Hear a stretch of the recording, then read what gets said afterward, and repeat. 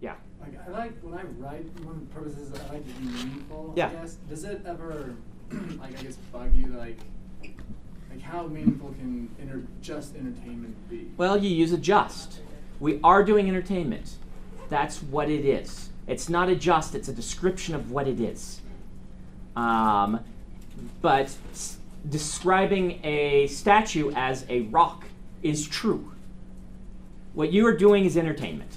People are going to pick up your book for entertainment purposes. That's why they go get it. Unless, there are people who are writing different types of things. But I'm going to guess everyone in this class, the reason someone walks to grab that book is entertainment.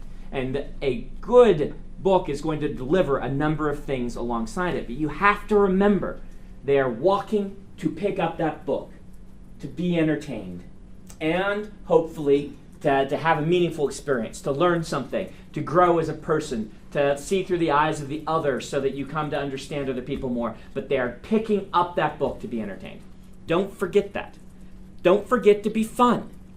This is what I think. I think when we get very solemn about what our meanings are and our themes and our tomes, we start forgetting how to be fun. And there's a lot of different types of fun and a lot of different books that are fun in different ways. But don't forget to make an enjoyable experience alongside what you're giving,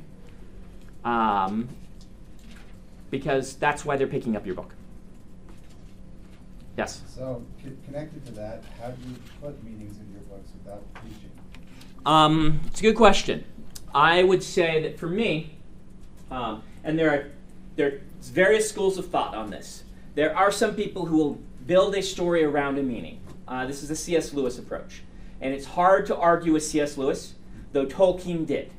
Where Tolkien, if you would ask him what his books are about, he would say they're about the characters and the stories that they tell and the mythology that I built. They are not about anything. They are about themselves. And this was, as I understand, a long-standing discussion between him and C.S. Lewis about how didactic stories were intended to be. And so it depends on your personal philosophy. This is a question that has to be approached kind of from a personal philosophy standpoint. For me, I feel that I am writing a story first, and the meaning will come from telling a good story. And so if I am writing characters who are deeply passionate about topics, which are meaningful, if I make my characters meaningful and place them on opposite sides of a thought process on an issue and let them discuss about it in meaningful ways, it will have depth to it by exploring both sides. And that's what I do. You get preachy by not putting in straw men. Or you avoid being preachy by not putting in straw men. Nothing bothers me more in fiction than a straw man, particularly one who believes as I do, and exists in the story to be taught a lesson. And that goes against the character philosophy that I've tried to express to you in this class, which is that a character is the hero in their own story. They think, live, breathe, dream, and have a life outside of the main plot of the story. And even if part of their narrative arc is to learn something about themselves, having them exist only for one purpose, to be taught a lesson, is usually going to create a flat and unengaging character. So that is my response to you. Let the characters decide your theme. Granted, your passions are going to inform what the characters become. And so you are going to be creating it, but if you see it through the lens of the characters. The other thing I would suggest is be careful to give sympathetic protagonists with good arguments that are different from what you believe. If you really want to have depth, this is what you need to approach. You want to discuss a topic, put in someone who researched what other people think other than you, and put in a protagonist who expresses that philosophy in a strong and meaningful way. And I believe that this is a method of achieving truth. I believe that if something is true, a strong argument is going to actually make a better argument for the truth than a weak argument will. A truth that cannot stand up to a strong argument against it is not a very good truth in the first place.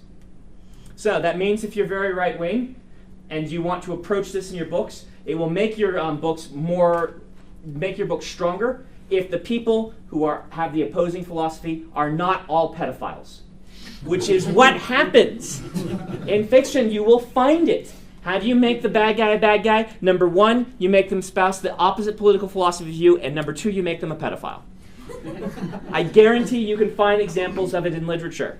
And so stay away from doing that, and instead put a strong character who, even if it's not the main character, has a philosophy that you've researched and you've given their strong arguments, and don't make the point of the book to prove them wrong. Let the reader read and say, okay, I see both of these arguments going back and forth, and I can pretty much tell, I think, what the writer's philosophy is, but the other argument is here. And if someone disagrees with you, is reading the book and they see their argument there, that will make them appreciate you as an author so much more, to say, yes, that's what I believe, I am represented, and it's not a straw man.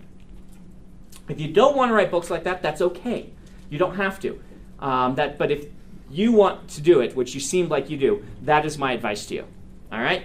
Other questions? Right over here. Are we going to have a section on romance? Romance. I suppose we should, shouldn't we?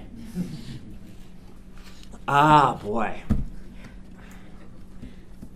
We probably should talk about that. I'm not sure. The thing is, romance, I basically build like I build most character interactions. I just add a romantic element to it. So I actually plot it out very similarly to the way I plot out any other character relationship interaction.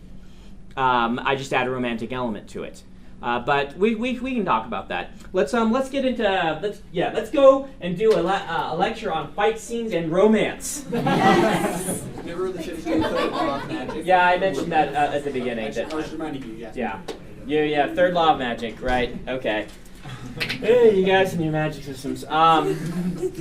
Just like it's like you think I do this or something. And boy, Travis isn't here, so I don't have any treats. Oh, but I got some they left that he had from last week, so I can eat those. Yep. Week-old treats. Everyone tell Travis when he comes back next week that we missed him. This was really, by the way, now that he's not here, I can tell you, a really clever ploy on his part, because I immediately started remembering his name. And I now recognize him. And this sort of little thing works. I don't know if they teach you this stuff in like the merit school or whatnot, but making yourself memorable for a reason like this, I mean, yeah, the person who's willing to go to extreme lengths in a non-creepy way can get very far. And so, you know, I once told a group, and they got terrified of this prospect and didn't do it.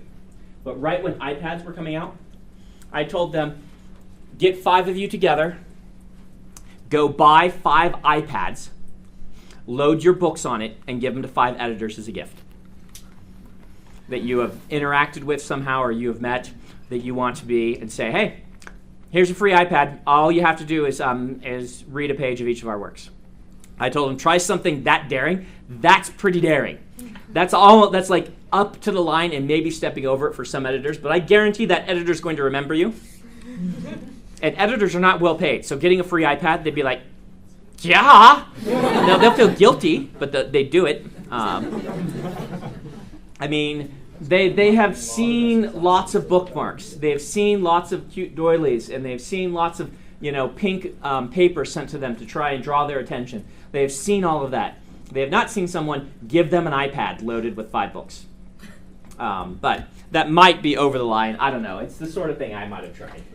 Except for that whole being very poor thing. But once again, being very poor, you can make that same argument going to med school. You are very poor. Yes, you are a med student.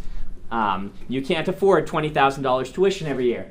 You're going to do it anyway, and that's cheap tuition. So...